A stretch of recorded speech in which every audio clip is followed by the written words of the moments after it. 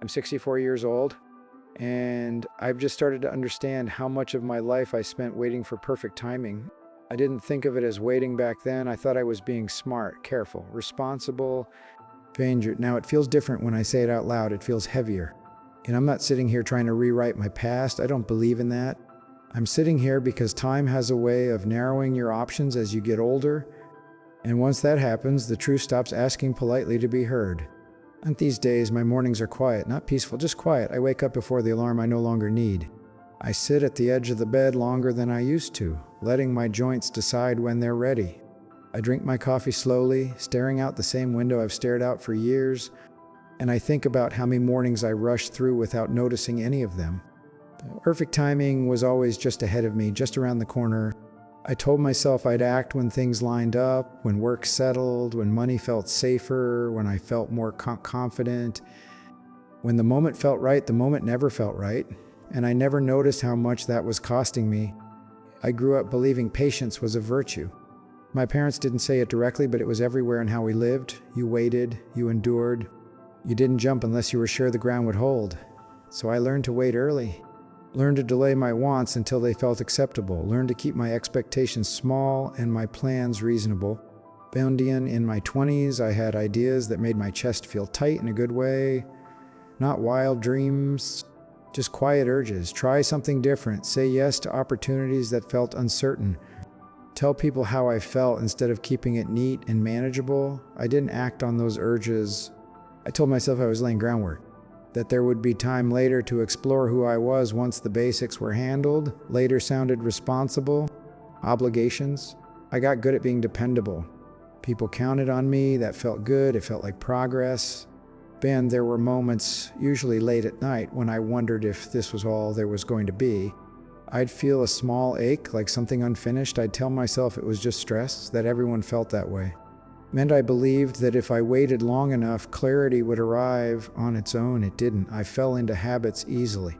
Wake up, work, come home tired, repeat. I told myself consistency was stability, stability was success. Success meant I was doing something right, but inside there was a sense of postponement I couldn't name. Granted, I met people who took chances, changed paths midstream, spoke openly about what they wanted, even when it wasn't fully formed. I admired them quietly. Then I'd tell myself they were braver than me or that they didn't have the same responsibilities. And that explanation let me keep waiting. The cost didn't arrive dramatically. It never does. It arrived quietly through small decisions that didn't feel like decisions at all.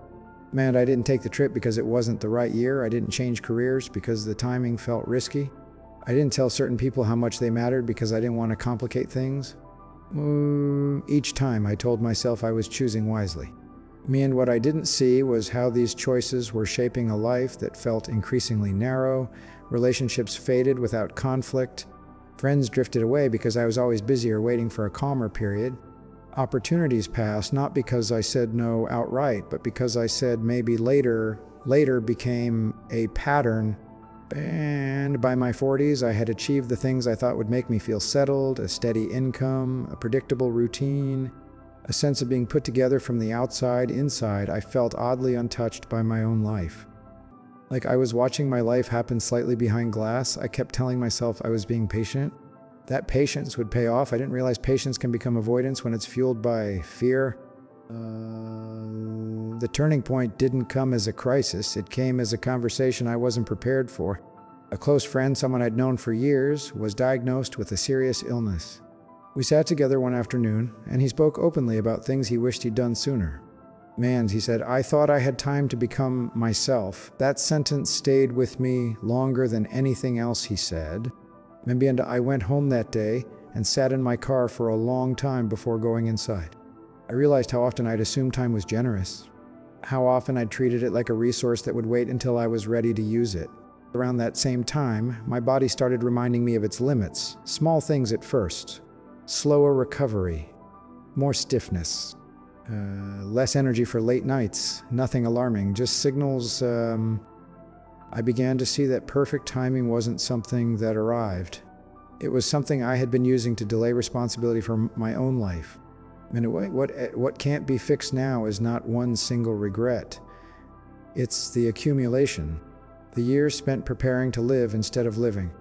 The relationships kept at arm's length until they cooled on their own. The parts of myself I never let breathe because they felt inconvenient. Menzia, I can't go back and take risks that required a younger body or fewer obligations. I can't revisit moments that passed quietly while I was waiting for a better version of them. When that realization sits heavy some days, other days it feels clarifying. Meaning I've started doing things differently, not because I think I can make up for lost time, but because I don't want to keep losing it the same way. I speak sooner now. I act with less certainty. I accept discomfort as part of being alive. I see now that waiting for perfect timing was a way of protecting myself from disappointment. I didn't want to fail. I didn't want to look foolish. I didn't want to discover that the things I wanted might not work out. What I didn't understand is that waiting has its own cost. It costs you momentum. It costs you intimacy. It costs you a sense of being fully present in your own life. Banda, if you're listening to this, I'm not here to tell you what you should do. I wouldn't trust advice delivered that way anyway. I can only tell you what I wish I had understood earlier. Perfect timing is quiet because it doesn't exist. There's only now, and now is always imperfect, always unfinished, always a little inconvenient. I thought there would be a moment when everything felt aligned enough to begin. That moment never arrived. Life doesn't line itself up for you, it just keeps moving.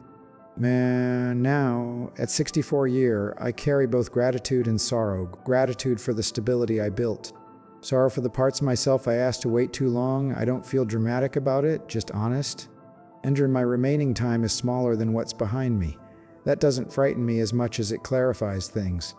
There's less room for pretending, less room for postponement. If this meant something to you, you don't need to change your life overnight. Just notice where you're waiting for conditions that may never feel perfect. I waited most of my life. I understand now that the right time was never ahead of me. It was always the time I was already in.